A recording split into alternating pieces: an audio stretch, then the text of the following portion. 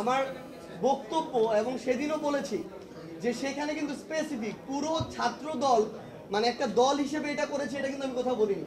বরং এটা বলা হয়েছে যে ছাত্র দলের একদম সেন্ট্রাল পোস্টে আহমেদ শাকিল যিনি আছেন তিনি সেই জায়গায় ইচ্ছাকৃতভাবে এই বিব্রতকর এবং অস্বস্তিকর পরিস্থিতিটা তৈরি করেছেন।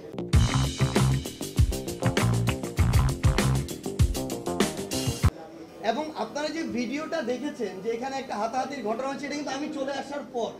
তাহলে তাদের এরকম একটা ইল ইন্টেনশন ছিল বিধায় তারা সেখানে তারা যে হাতাহাতি করেছে ওইখানে সবাই কিন্তু 4টা প্রাইভেট ইউনিভার্সিটি স্টুডেন্টরা ছিল এবং ওই ছাত্র দলের সেন্ট্রাল পোস্টেড ব্যক্তি শাকিল তার সাথে যারা ছিল তারা কিন্তু প্রাইভেট ইউনিভার্সিটি স্টুডেন্টরা ছিল না, বেশিরভাগই স্থানীয় কিছু মানে যারা ওই যে সন্ত্রাসী এবং দুষ্কৃতিকারী ছেলেপেলে ছিল। সো এই দায় আমি কখনো আমার জায়গা থেকে পুরো ছাত্র দলকে দেই না। যেহেতু ছাত্র দলের পোস্টেড এবং তিনি এই ছাত্র বাংলাদেশের যে প্রতিষ্ঠানটি রয়েছে সংগঠনটি রয়েছে এটিকে প্রশ্নবিদ্ধ করেছেন তার কাজের মধ্য দিয়ে, তো ছাত্র দলের অবশ্যই তার বিরুদ্ধে এই সাংগঠনিক ব্যবস্থাটি নেওয়া উচিত।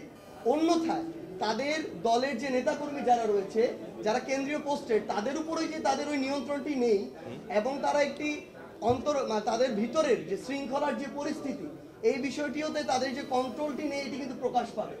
সেই জায়গা আমার জায়গা থেকে এটি স্পষ্ট অবস্থান থাকবে, এই দায় কখনো পুরো বাংলাদেশ ছাত্র দলের উপরে নয় বরং ব্যক্তি শাকিল যিনি ছাত্র দলের পোস্টেড তার উপরে। তো এই ক্ষেত্রে অবশ্যই যেহেতু তিনি কেন্দ্রীয় পোস্টেড তার বিরুদ্ধে ছাত্র দলের অবশ্যই একদম সবকিছু তদন্ত করে সুষ্ঠু যেন বায়াসটা হয় তার বিরুদ্ধে এই সাংগঠনিক ব্যবস্থাটি নেওয়া উচিত।